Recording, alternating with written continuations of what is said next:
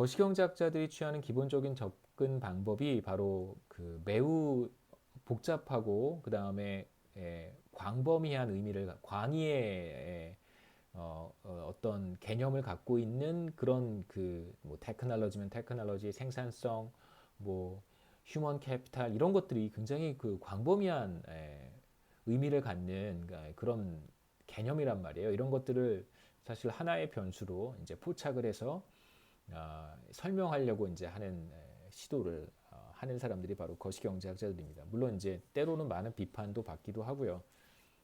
복잡한 것을 지나치게 단순화하는 문제도 있고 뭐 그렇긴 하지만 일단 우리는 뭐 간단하게 문제를 단순화해서 생각해보고 조금씩 이제 네, 뭐 살을 붙여가는 혹은 더 뭐 디테일을 살려가는 그런 작업을 또 할 수도 있을 겁니다.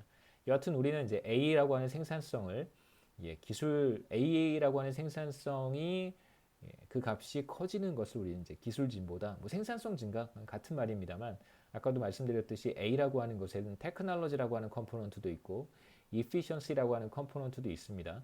여기서 잠시 efficiency라고 하는 컴포넌트는 우리가 잊어버리고 이제 A가 다 테크놀로지다. 테크놀로지에 의해서 결정된다라고 우리가 가정해 볼 수 있는 것이죠. 생산함수의 이제 A의 변화로 기술 진보가 나타난다. 이렇게 얘기를 하겠습니다. 이 생산함수는 우리가 기본적인 컵더글러스 생산함수를 뭐 노동력 혹은 뭐 인구로 나누어서 우리가 얻은 것이죠. 그래서 Y는 1인당 GDP 혹은 근로자 1인당 산출량, A가 생산성, K는 1인당 자본 스탁, H는 1인당 인적 자본 스탁을 각각 가리키는 것입니다. 그래서 기술 진보라고 하는 것은 그냥 기술 진보예요. Improvement in Technology라고 하는 기술 진보라고 하는 것은 결국 자본 스탁과 인적 자본 스탁이 주어졌을 때 전보다 더 많은 산출량을 얻을 수 있다면 우리는 기술 진보가 있는 것이다라고 얘기를 합니다. 그래서 기술 진보에 있어서 매우 중요한 사실 중에 하나는 뭐냐면 K나 H를 생산함수에서 다시 한번 확인해 보시죠. K에는 알파승이 있고 H에는 1 마이너스 알파승이 있습니다. 그래서 알파라고 하는 값은 0과 1 사이의 값을 갖기 때문에 기본적으로 한계 생산이 체감하겠죠. 알파가 보통 우리 3분의 1의 값을 사용을 했고 H의 1 마이너스 알파 3분의 2의 값을 사용을 했습니다.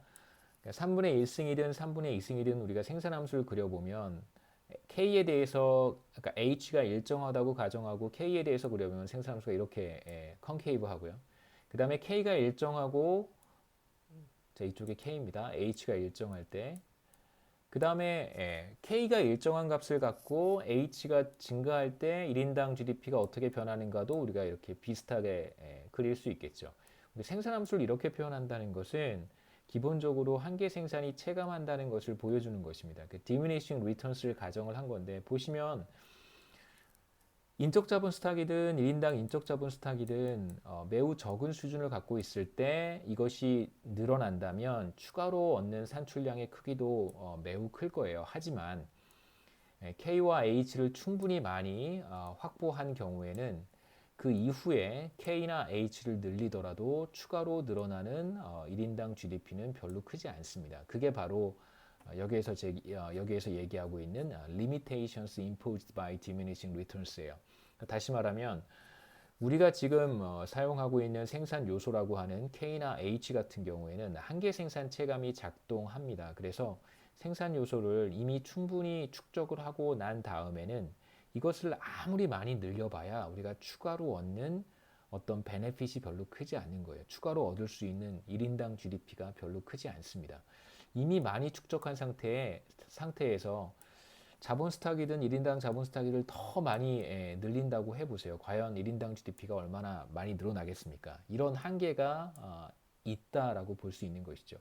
하지만 기술 진보라고 하는 A라고 하는 것, 생산성이죠. A라고 하는 것엔 한계 생산 체감이 작동하지 않습니다. A는 1승이 있잖아요. 1승. 이 무슨 뜻이냐면 A가 늘어나면 A가 2배가 되면 K와 H가 일정할 때 A가 2배가 되면 당연히 Y가 2배가 되고요. K와 H가 일정할 때 A가 10배가 되면 Y는 그것에 따라 10배 증가합니다. 그래서 A의 어떤 중요한 특징 중에 하나가 바로 무엇이냐면 이 한계 생산 체감이 적용되지 않는다라고 하는 사실이죠. 그 다음에 이제 우리가 솔로우 성장 모형이나 이런 것에서 확인했던 것처럼 물론 이제 외부적으로 우리가 공부했던 살펴봤던 모형이라고 하는 것이 외부적인 어떤 충격이 존재하지 않는 한은 외부적인 어떤 영향이 뭐 존재하지 않는다고 한다면 스테디 스테이트라고 하는 상태에 들어가서 더 이상 1인당 GDP가 증가하지 않습니다. 1인당 자본 스탁도 더 이상 증가하지 않고 1인당 GDP도 더 이상 증가하지 않겠죠. 우리가 그런 상태를 봤습니다. 물론 인구 증가율이 들어가 있다고 하더라도 스테디 스테이트로 들어가게 되면 그러면 1인당 자본 스탁은 일정한 값을 갖고 1인당 GDP도 일정한 값을 가져요. 하지만 만일 우리가 그러한 모형에서 어떤 걸 가정했었냐면 생산성 A라고 하는 것은 일정한 값을 갖는다고 가정을 했었습니다. 자, 그런데 만일 A가 지속적으로 늘어난다고 한다면 그러면 스테디 스테이트는 계속해서 바깥쪽으로 이동하겠죠. 다시 말하면 스테디 스테이트 1인당 자본 스탁 수준은 계속해서 늘어날 것이고 그로 인해서 스테디 스테이트 1인당 GDP 수준도 계속 늘어날 거예요. 그래서 A가 계속 커지기만 한다면 다시 말해서 기술 진보가 지속적으로 이루어지면 A의 값은 커질 것이고 그렇게 되면 국가 경제의 1인당 GDP는 계속해서 늘어날 수 있습니다. 그게 바로 A가 갖는 중요한 측면이라고 우리가 볼 수 있겠죠.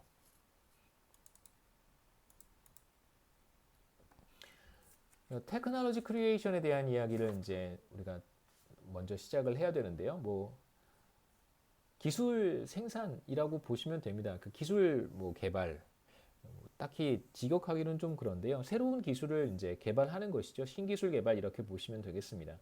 그러니까 새로운 기술을 만들어내는 것은 반드시 그 비용이 수반이 됩니다. 투자를 통해서 우리가 새로운 기술을 얻을 수 있고요.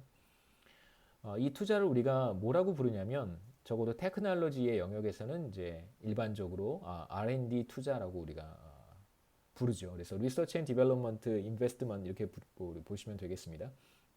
그래서 아까도 잠깐 말씀드렸지만 우리가 얘기하는 테크놀로지는 크게 제품 혁신, 그 다음에 공정 혁신 이 두 가지를 떠올리시면 돼요. 새로운 제품 또는 기존 제품을 새로운 방식으로 제작하는 공정 혁신 이렇게 볼 수 있겠죠. 그 다음에 이제 대다수의 R&D 투자는 뭐 민간 기업에서 이루어집니다. 뭐 정부가 수행하는 것도 물론 있습니다만 뭐 정부가 보통 수행하는 경우도 있죠. 국가가 관리하고 국책 연구소 같은 곳에서 이제 뭐 키스트 같은 곳이겠죠. 키스트 같은 곳에서 직접적으로 이제 연구 개발을 수행하기도 하고 또는 이제 정부가 이제 펀드를 지원을 해서 각 대학에 있는 연구자들이나 혹은 각 기관에 있는 연구자들이 연구를 수행을 하기도 합니다. 그 펀드를 받아서. 이제 안타까운 것은 그 펀드를 제공을 하면 그 연구 성과물을 일정 시간 내에 이제 제출을 해야 돼요. 그런데 막 5년, 10년 이렇게 장기간에 걸친 연구를 지원하지는 않습니다. 성과가 좀 빨리 나오는 연구들을 지원을 해요. 그러니까 연구비를 지원하면 2년 내에 보통 성과가 나와야 됩니다. 그런데 2년 내에 성과를 내기는 사실 굉장히 뭐 이렇게 리스키하거나 매우 중요한 연구 같은 것들은 사실 실패할 가능성도 높기 때문에 실패할 가능성이 높으니까 사실 매우 중요한 연구인 거잖아요. 그래서 시간이 훨씬 더 많이 소요가 되는데 정부가 이제 2년 정도의 연구 성과를 2년 내에 보여야 된다라고 이제 제약을 거는 경우가 많아요. 그러면 연구자들이 그 연구비를 받기 위해서 어떤 연구를 프로포즈를 하냐면 아주 쉬운 연구겠죠. 그러니까 결과가 뻔하게 나올 수밖에 없는 그런 연구들. 뭐 그렇다고 해서 연구의 가치가 없는 건 아닙니다만 단기간에 연구 성과가 나타날 것이라고 예상이 되는 것들을 착수할 가능성이 굉장히 실제로 그렇다고 해요. 제가 뭐 들은 얘기여서 말씀드리는 건데요. 그래서 이제 R&D 투자가 과연 정말 필요한 R&D 투자에 대한 리소스가 정말 필요한 곳에 투입이 되는가 이런 이제 뭐 문제 제기를 하는 경우도 많이 있습니다.